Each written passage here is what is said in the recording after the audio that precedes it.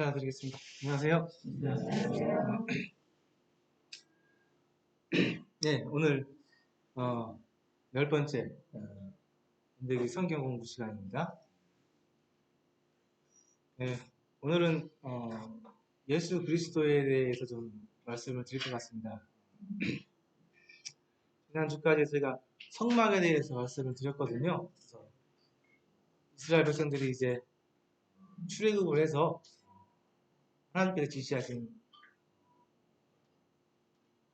시내산 앞까지 가서요. 시내산 앞에서 하나님으로부터 모세를 통해 십계명을 받고요.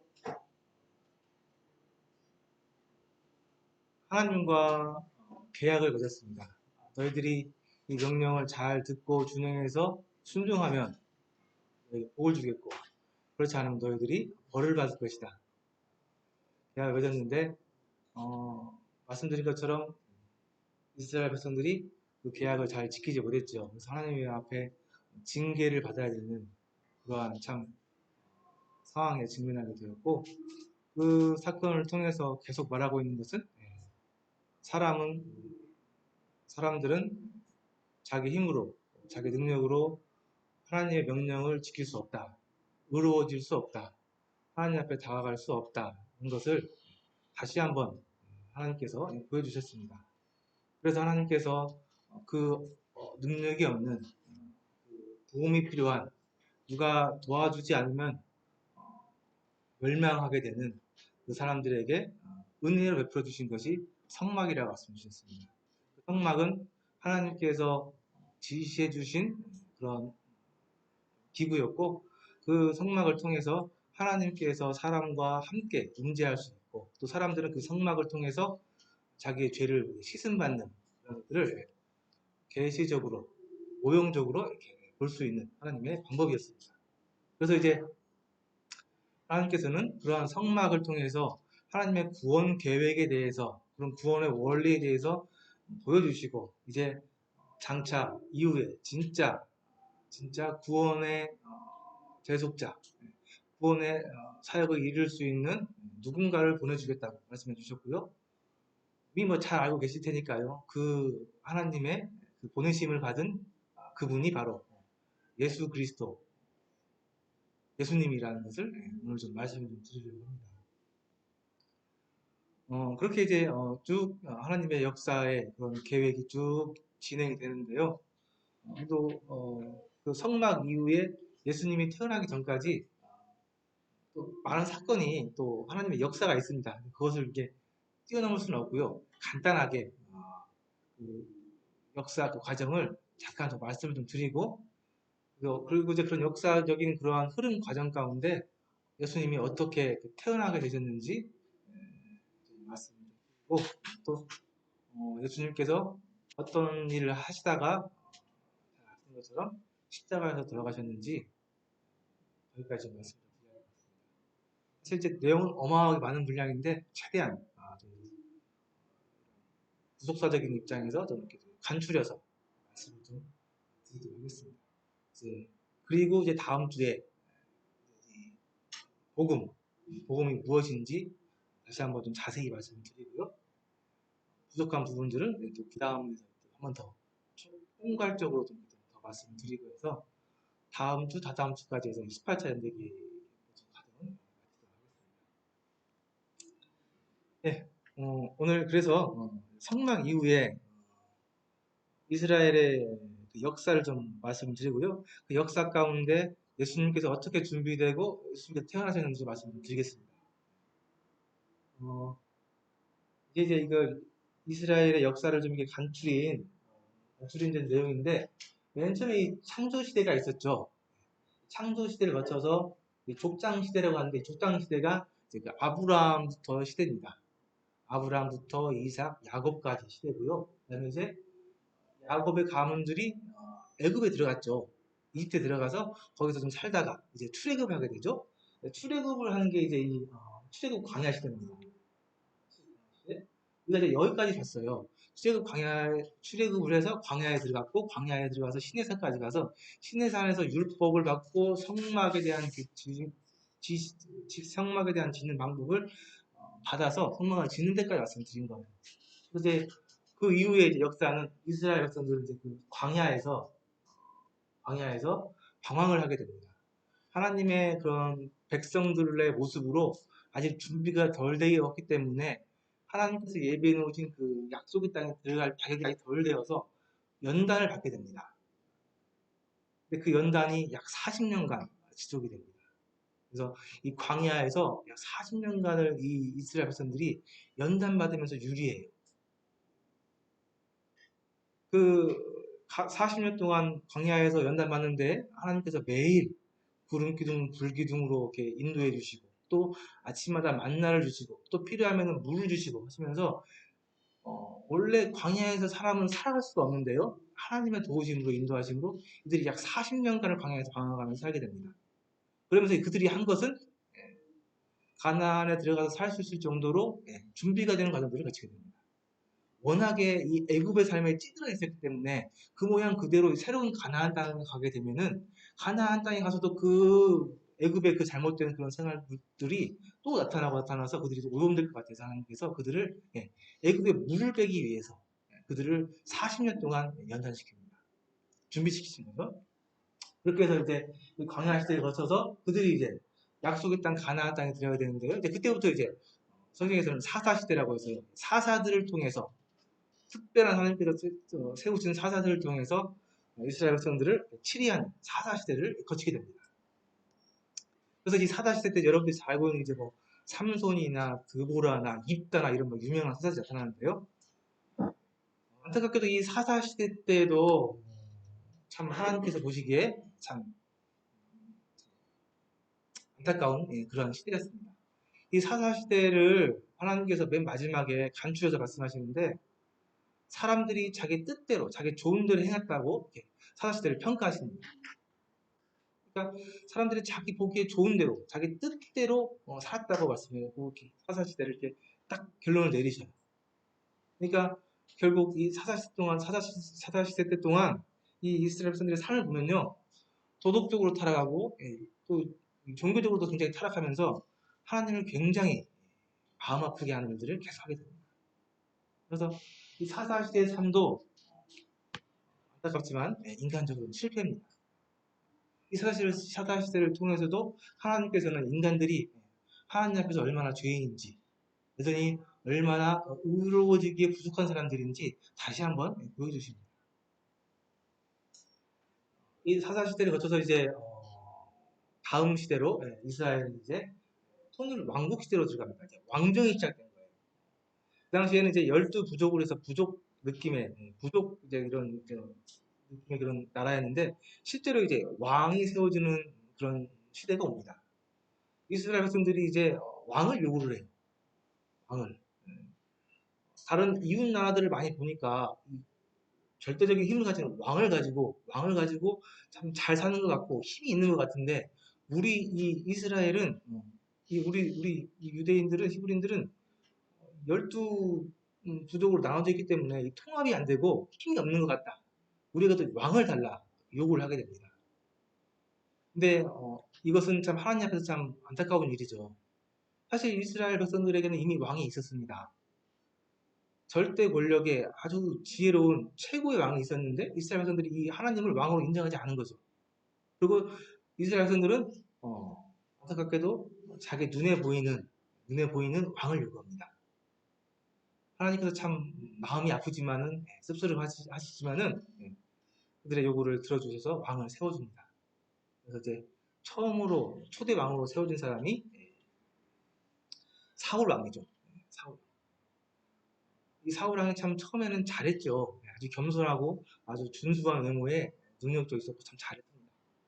근데 이 사울 왕도 말년에 이 참 자리가 사람을 바꾼다고 이 절대 권력의 왕 위에 있으면서 교만하기 시작했고 자기 생각대로 하나님 무시하면서 살면서 결국에는 하나님 앞에서 실패한 왕으로 또 비참하게 전쟁 가운데 죽게 되는 결말을 맞이하게 되는 실패한 왕으로 이렇게 시작이 됩니다.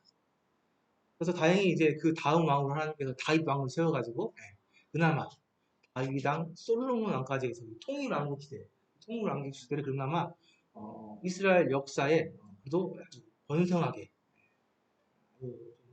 나라가 부강하게 잘 운영되는 그러한 황금기를 맞게 합니다. 그래서 사실 1차적으로 하나님께서 아브라함에게 그 가나안 땅, 약속의 땅을 다 주겠다는 약속을 이 다윗 왕 때 1차적으로 이루어지게 됩니다. 이 다윗 왕 때가 되어서야 하나님께서 얘기하셨던 하나님께서 다윗에게 두 가지를 약속하셨죠. 땅과 씨를 얘기하셨습니다. 씨. 그래서 1차적으로는 아브라함에게 씨로는 이삭을 주셨고 인간적인 힘이 아니라 아무것도 할 수 없는 불가능한 그건 하나님 주신 아들 이삭 씨를 주셨고요. 땅도 주셨는데 땅은 이때서야 다윗 왕 때서야 이제 아브라함의 후손들 중에 다윗 왕을 통해서 약속을 이루어주십니다. 1차적으로. 그러나 그것도 궁극적인 결과론적인 궁극적인 약속의 실현은 아니었습니다. 실제로 진짜 약속은요. 진짜 약속은 예수님 때에서 이루어지시죠. 성경 말씀을 잘 보면요. 그 진짜 진짜 아들 다소는 결국은 성경을 잘 연구해보고 끝까지 보면요. 결국은 예수님입니다. 예수님이 진짜 아브라함에게 약속하신 그 씨예요. 아들이. 그리고 그 땅, 주겠다는 그 땅은 아직 이루어지지 않았습니다. 나중에 예수님께서 재림하실 때 우리에게 주시는 새로운 새 땅, 새하늘과 새 땅, 그 땅이 진짜 땅이에요. 그래서 하나님의 자녀들, 하나님의 백성이라 한다면은 예수 그리스도를 아셔야 되고요. 새로운 그 땅, 새하늘과 새 땅을 바라보면서 사셔야 됩니다. 진짜 구원받은 그리스도인이 한다면 그래. 하나님의 백성이라 한다면. 그래서 이 땅에서 여전히 뭐 부동산 생각하고 내 집 생각하고 뭐 땅 생각하고 사시는 분들은 미안하지만 아직 하나님이 모르시는 분일 수 있어요. 진짜 그리스도인이 한다면 하나님께서 약속해 주신 진짜 그 예수 그리스도 그 씨, 그다음에 진짜 그 땅, 새하늘과 새 땅을 소망하면서 살아가는 것이 구원받은 그리스도인입니다. 1차적으로 이 통일왕국 시대 때 하나님께서 이 다윗을 통해서 그 모형을 보여주시죠. 그 땅을 실제로 주십니다. 근데 이 왕정 시대도 예상하셨겠지만 결국은 실패합니다. 그 뒤를 이어서 나타나는 왕들이 그렇게 다 악한 왕들이에요. 그렇게 왕이라고 하는 왕들이 하나같이 다 몇몇 빼놓고는 악한 왕들입니다. 이방 신들을 받아들여가지고 이 하나님을 제사드리는 그 신전에서 이방 신들을 제사하는 이방 신들을 섬기는 그런 참 그런 악한 일들을 하게 됩니다. 그래서 결국 하나님께서 이 왕국을 줄로 쪼개버리고 이스라엘 우리나라 남북 나눠진 것처럼 왕국을 둘로 쪼개버리고 또 이 분열 국가 시대가 되죠. 유다와 이스라엘 나눠집니다. 결국 이 타락해버린 이 이스라엘도 하나님께서 결국 멸망시키겠다고 말씀하시고 예언을 실제로 이뤄서 이스라엘은 아수르에게 유다는 그게 바벨론에게 멸망당합니다. 하나님께서 도저히 못 보겠다. 내가 싹 쓸어버리고 다시 시작하시겠다. 예전에도 하면 그렇게 하셨죠. 노아 시대도 그렇게 하셨잖아요. 하나님께서 계속 보여주시는 거죠. 이 죄악이 가능한 이 사람들 도저히 못 보겠고 싹 쓸어버리고 그들 중에 내가 진짜 남아있는 내 아들들 가지고 다시 시작하겠다. 그래서 실제로 이 이스라엘과 이 유다 분열왕국 시대 때 이 나라들은 차례차례로 아수르, 바벨론 멸망하고요. 이들이 이제 다 이스라엘 나라는 싹 쓸어버리고 사람들까지 싹 바벨론에 이주시켜가지고 그 땅을 새롭게 다시 시작할 준비를 하시고 포로 시대에서 하나님께서 다시 돌아올 이스라엘 진짜 아들들을 또 준비하십니다. 그래서 이들이 이 포로 시대를 거치게 됩니다. 포로 시대. 이들은 이제 이 바벨론에서 새롭게 시작합니다. 바벨론에서 시작하다가 그들이 이제 포로 생활을 거치고 약 70여 년에 가까운 포로 생활을 하다가 다시 이제 하나님께서 다시 정하신 때가 되었을 때 이들을 다시 새롭게 시작한 그 땅으로 다시 귀환시킵니다. 그게 이제 포로 귀환 시대죠. 그래서 실제로 이제 하나님께서 역사를 주관하셔가지고 이 상황을 바뀌게 하세요. 그전에는 이제 이 바벨론의 그 수많은 나라들이 바벨론의 그 강대국이 페르시아로 넘어가게 되고요. 페르시아 넘어가면서 이 나라 정책을 바꿔요. 그전에는 그 수많은 그런 속국들에서 인재들이 끄집어가지고 그 나라를 발전시켰는데 이제는 인재를 그 나라에 보냅니다. 돌려보내요. 돌려보내서 거기서 잘 살아. 그래서 잘 살아가지고 거기서 잘 키워가지고 조공을 바쳐. 이런 쪽으로 정책을 바꿔요. 그러면서 이들이 이제 포로 귀환 시대 다시 땅으로 돌아갈 수 있는 그런 시대가 열린 겁니다. 그리고 이제 포로 귀환해서 이스라엘 백성들이 돌아와서 성전을 재건하고 성벽을 재건하고 다시 하나님의 백성으로 이렇게 커 나가죠. 그러면서 이제 구약 시대가 끝나는데요. 그 구약 시대 끝나는 마지막 책이 말라기입니다. 근데 말라기에 보면요, 안타깝지만 말라기도 참 하나님 입장에서는 또 하나님 말씀하시는 걸 들어보면은 굉장히 안타깝게 끝나요. 이들이 성전을 재건하고 성벽을 재건하고 다시 예배를 회복했지만은 그들이 이 회복한 예배는 너무나 형식적인 거였습니다. 형식적. 그래서 말라기서에서 보면요, 하나님께서 뭐라고 하셨냐면요, 제발 누가 좀 이 성전문을 좀 닫아버려라. 진짜 꼴도 보기 싫다. 나한테 기도하고 예배도 하지 마. 등을 가져오지 말고 제자 드리지 마라. 내가 진짜 너무 진짜 화가 난다. 그래서 성전문을 좀 닫아버렸으면 좋겠다. 이게 지금 하나님의 그 심정입니다. 제가 좀 그거 얘기를 했는데 그런 심정이에요. 이들이 하나님 앞에 어떻게 나아가냐면요.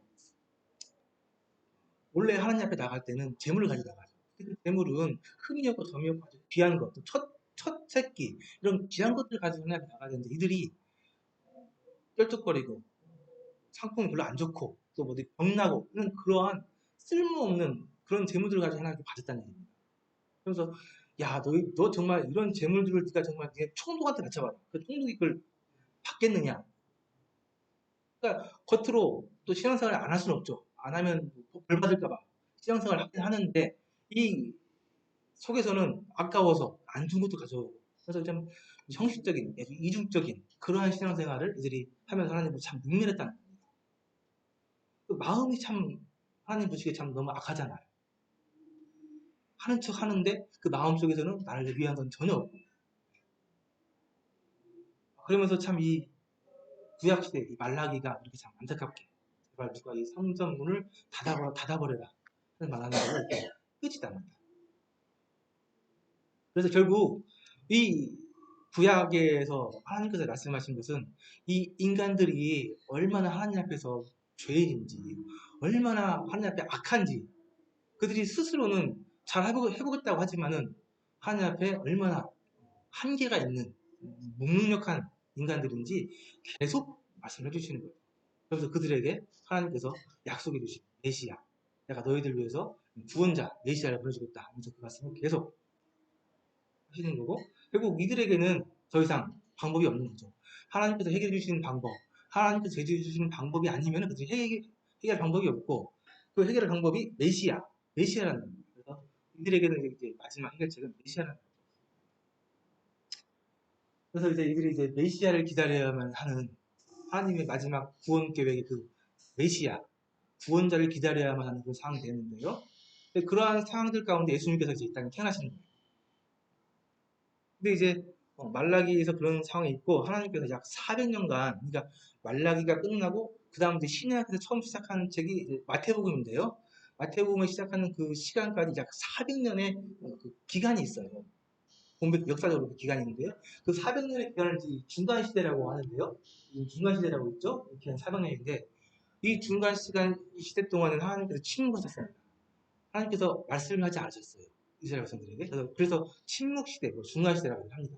근데 하나님께서 말씀을 하지 않으셨지만은 이 시대 때 하나님께서는 이미 계획을 가지시고 이 메시아를 보내줄 준비를 하고 계셨습니다.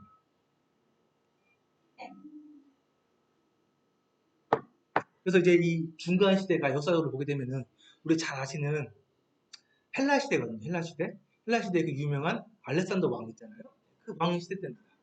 한참 그 알렉산더 왕이 그 전 유럽을 제패하면서 아시아, 아프리카까지 이렇게 쫙 자기 세력을 넓혀가는 그런 시대입니다.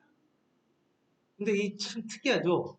이 중간 시대 때 하나님께서 이 알렉산더라는 왕을 통해 가지고 그런 유럽과 아시아와 아프리카를 전 넓은 지역을 통일하는 일을 하셨어요.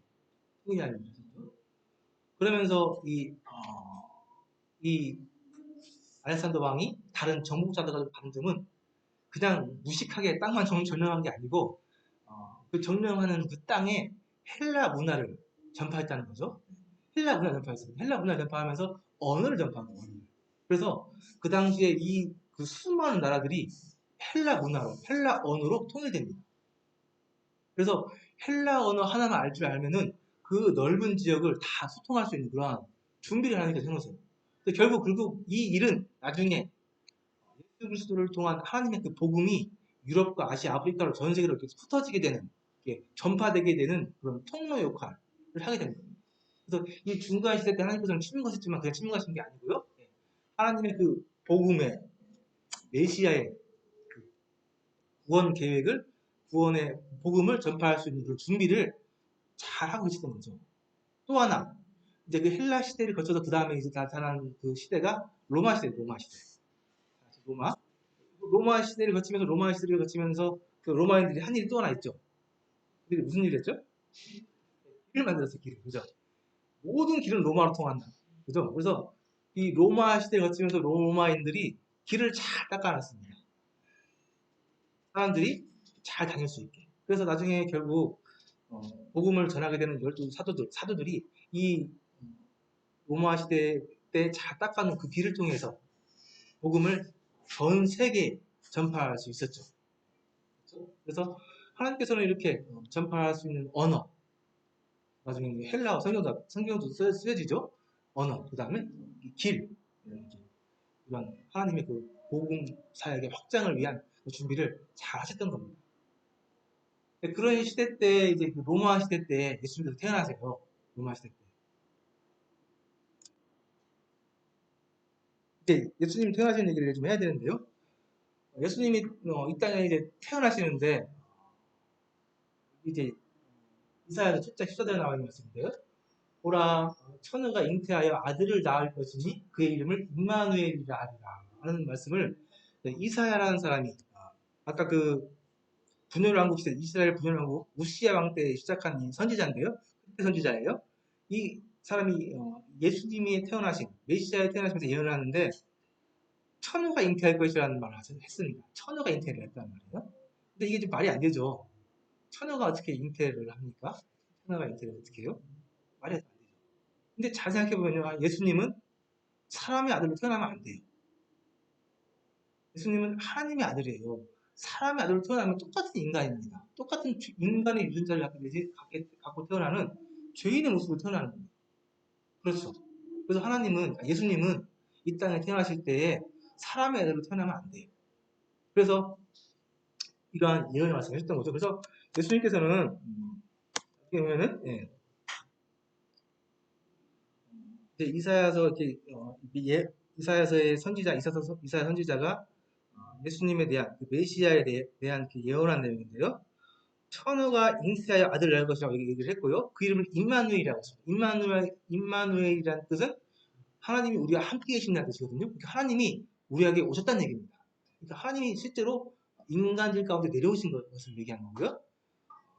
9장에 보니까 한 아이가 우리에게 낳고 그 아들을 우리에게 주신 바 되었는데 그의 어깨에는 정사를 메고 그의 이름은 기묘자라 모사라 전능하신 하나님이라 영존하신 아버지라 평강의 왕이라. 한 아이가 태어날 건데 그 아이가 누군지 미리 얘기를 해주십니다.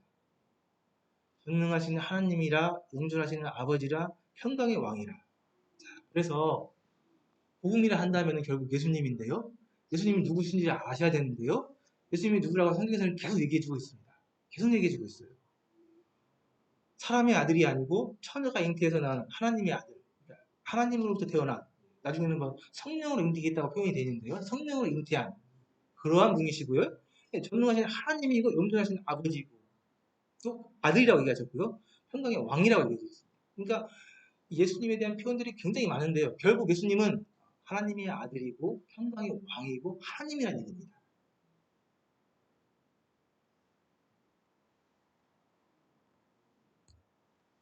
복음이 참, 뭐 다음 시간에 계속 말씀드릴 건데요. 간단한 거예요, 사실은. 복음이. 굉장히 하나님께서 아주 간단하게 말씀해 주셨어요. 복음을. 복음이 어려운 게 아니에요. 그래서 복음은 뭐냐면요. 예수 그리스도가 하나님의 아들이신 것을 믿고 그분이 하신 일을 나에게 주신 일로 받아들이고 믿는 것, 그분을 영접하는 게 그게 복음이거든요. 근데 그 간단한 것을 세상 사람들은 많은 사람들은 듣긴 듣지만 받아들이지 못해요. 그래서 참 안타깝습니다. 이 간단한 복음을 막 어렵게 설명해야 할 그 처지가 돼버렸어요.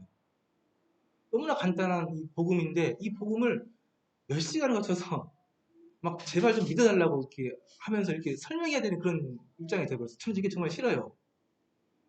이게 이렇게 돼버렸어요. 이게 지금 사단이 한 일이거든요. 이 복음, 예수 그리스도가 하나님의 아들이고 십자가에 돌아가시면서 모든 사람들을 대속했다는 이 사실을 많은 사람들이 알죠. 많은 사람이 알고 있습니다. 너무나 많은 사람들이 알고 있어요. 예수님이 하나님의 아들이라는 걸 믿지 않는 사람들도, 하나님을 명접하지 않는 사람도 이 사실에 대해 너무 잘 알고 있어요. 그냥 이 복음이 너무 흔해져 버렸어요. 너무 흔해져 버리니까 이걸 얘기해줘도 다 아는 얘기. 뭐 거기서 그 사람들 얘기하는 얘기. 복음 전하기가 너무 어려워졌습니다. 우리 한국 교회가 이렇게 된 지 얼마 되지 않아요. 그 전에는요, 정말 이 단순한 복음만 잘 얘기해주면은 몇십 명씩 막 구원받는 그런 시대가 있었습니다. 지금 시대가 변했죠. 이 사단이 역사에서 이 복음을 너무 후려나버렸습니다. 그래서 이 복음을 저희가 이렇게 자꾸 이렇게 설명하고, 막 이렇게 설명하고, 또 이런 방법으로 설명하고, 또 제발 좀 들어주세요. 좀 믿어주세요 하는 게 사실 이게 참 제가 보기엔 바람직하지 않은데, 좀 이런 상황이 돼버렸습니다. 근데요, 결국 이 복음은 너무 간단한 거고요. 하나님께서 이 복음은 미련한 것이라고 얘기했어요. 미련한 것이라고. 요즘 사람들이 너무 똑똑해요. 너무 자기 생각이 많고 아는 게 많고 그래서 이 미련하게 것이라고 하셨기 때문에 사람들이 자기가 똑똑하기 때문에 이걸 받아들이지 못해요. 근데 사실 그게 똑똑한 게 아닌데 이 복음은 하나님께서 미련하다고 얘기를 하셨는데요. 간단한 겁니다. 근데 이걸 잘 받아들이지 못하는 것은 사람들이 너무나 아는 것들이 많고 또 너무 많이 들어버렸고 또 그 안에 너무 자기 생각들이 많이 있고 하나 더 무서운 것은 많은 사람들이 이 복음을 받아들이고 있지 않다는 복음을 알고 있으면서도 복음을 인정하지 않고 있다는 이 현실이 무서운 겁니다. 우리 사회가 민주주의 사회가 되면서 이 다수의 힘은 너무나 커졌습니다.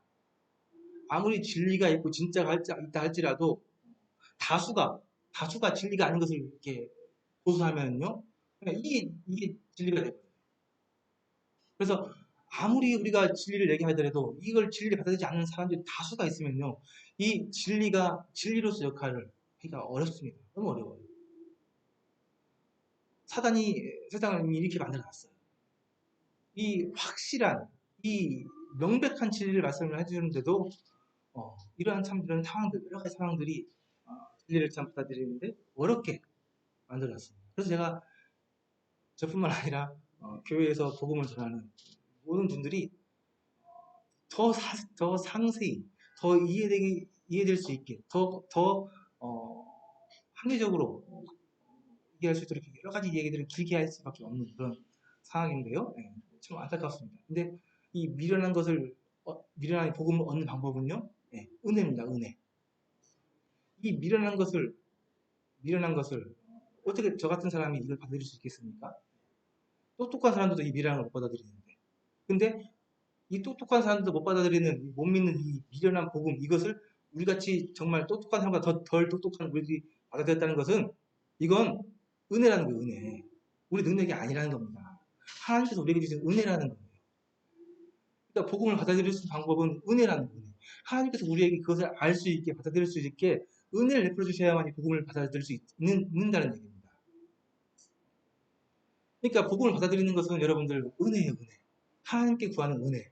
제가 아무리 잘 얘기하고 아무리 잘 설명을 하더라도 하나님께서 여러분들에게 은혜를 주시지 않으면은 복음은 여러분들의 것이 될 수 없고 하나님 앞에서 구원받을 수가 없습니다.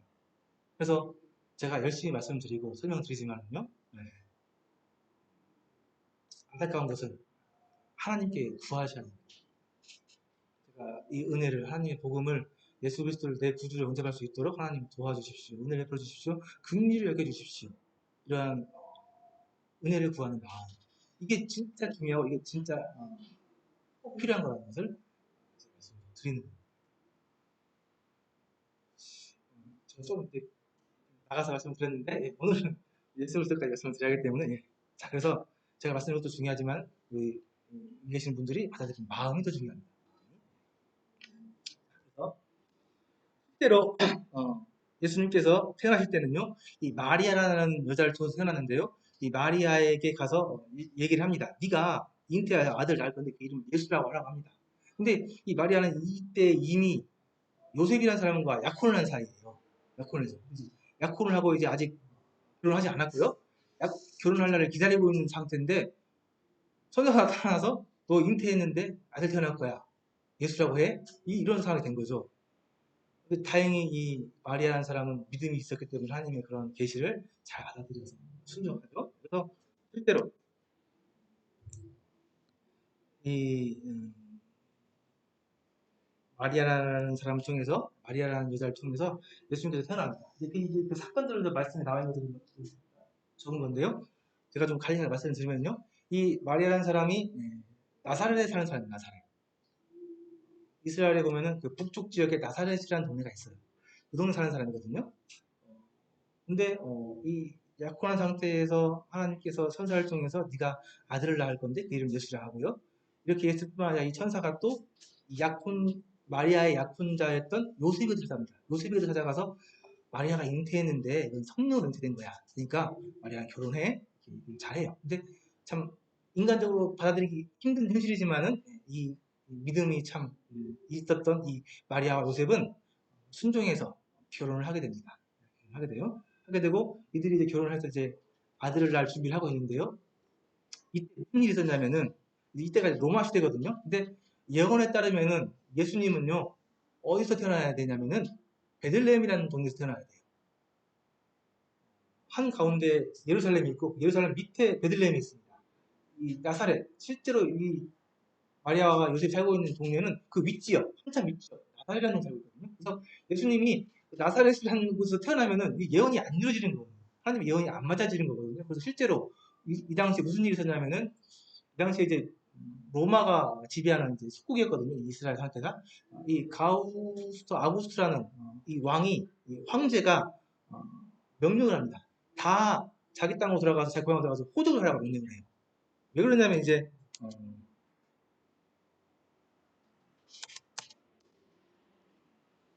식민지에 있는 인구들을 파악을 해가지고 세금을 잘 거두려고 다 호적을 하라고 명령을 합니다. 하필 이때.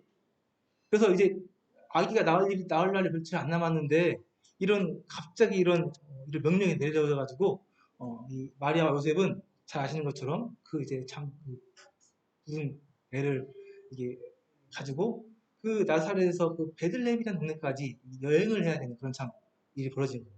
그래서 실제로 잘 아시는 것처럼 성탄절에 예수님 태어난 사건 잘 아시죠?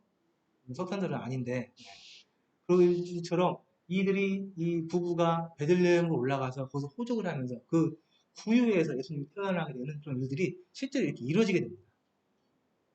그러니까 예수님의 태어나심은 이렇게 철저하게 하나님의 계획 가운데서 예언을 하나둘 다 이루면서 태어납니다. 천혜에서 태어나야 되고요. 베들레헴에서 태어나야 되고요. 여러 가지 예언들이 있는데 그것을 하나둘 다 맞춰가면서 예수님께 태어나세요. 제가 이 얘기를 왜 하고 있습니까? 이 예수님은 그냥 태어난 인간의 아들이 아니라는 얘기를 지금 하고 있는 거예요. 아까 얘기했죠. 예수님은 하나님이시고 메시아로 하나님께서 보내주신 구원자라는 거, 하나님의 아들이라는 거. 그 말씀을 지금 얘기를 하고 있는 거예요. 그래서 이렇게 예수님이 태어나는 그 정황들이나 사건들을 다 보면은요, 하나님께서 미리 예언하셨던, 미리 오래전에 얘기해 주셨던, 예언해 주셨던 그런 일들을 하나둘 다 이루면서 그 계획대로 착착착 이루면서 예수님이 태어나십니다. 실제로 예수님이 베들레헴에서 태어나시지만은 실제로 예수님은 나사렛에서 자라야 돼. 나사렛 사람이라고 했거든요, 예수님을.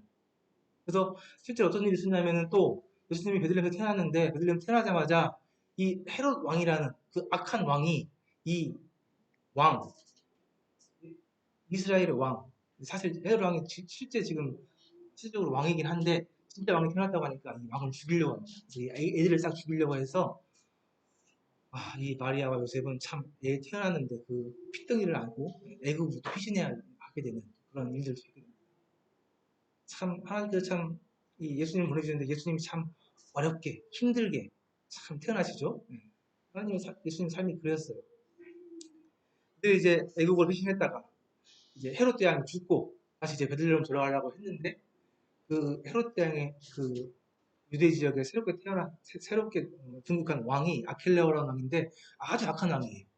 그래서 무서워서 이들이 이 나사렛 이 요셉과 마리아가 다시 나사렛까지 가게 됩니다. 그래서 나사렛에서 예수님께서 자라세요. 그래서 실질적으로 태어난 건 베들레헴이지만 예수님이 태어난 것은 베들레헴이지만 나사렛에서 자라면서 나사렛 사람이라는 그런 명칭을 예언을 갖게 되시고 이루게 되십니다.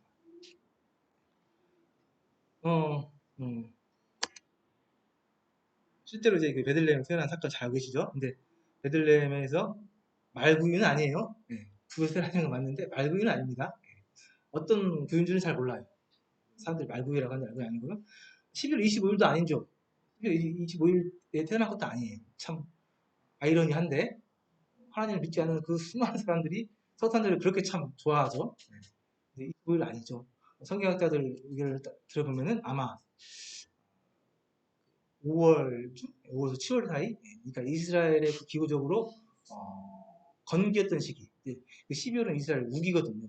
그래서 이제 건기였던 5월에서 7월 정도 된 사이 그때가 아닐까 이렇게 예측을 하게 합니다. 12월은 아닌 거. 네.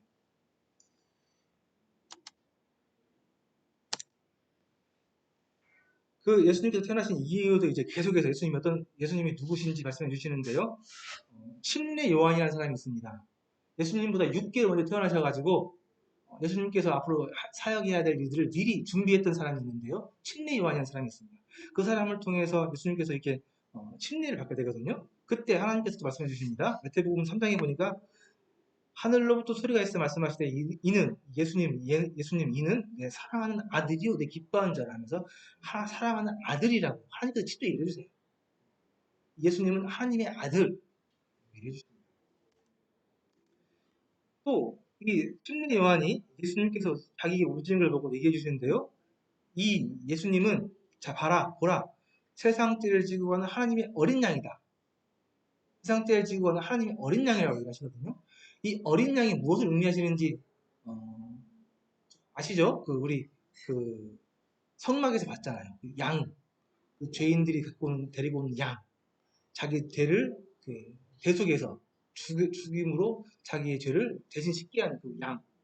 근데 세상, 이 넓은 세상의 죄를 지고 가는 하나님의 어린 양이라고 얘기해 주십니다. 그래서 예수님이 그런 분이시라는 거예요.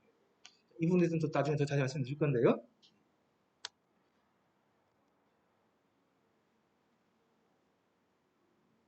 그래서 다시 한번 말씀을 드리면요. 이 예수님은 하나님의 아들, 하나님이시고요. 세상 죄를 지고 하는 하나님의 어린 양, 구원자, 메시아, 그리스도라는 뜻입니다.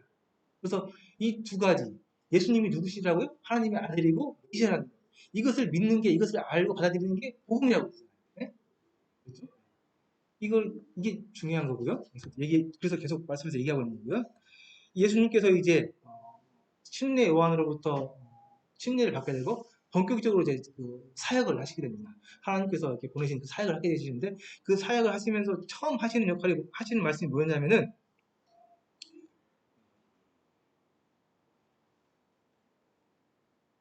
침례 요한 얘기한 건데요. 예수님이 무슨 일을 하게 될 것이냐 하면은 그는 성령과 불로 너희에게 세를 베풀 것이다. 성령과 불로 너희에게 세를 베풀 것이고 손에 키를 들고 자기 타당마당을 정하게 하시는데 알곡은 모아서 드리고 쭉정이는 꺼지지 않는 불에 태우시리라.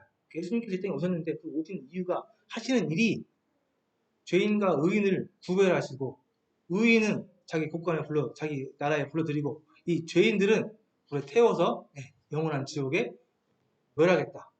이 일을 위해서 심판자로 오셨다는 얘기를 하고 계시고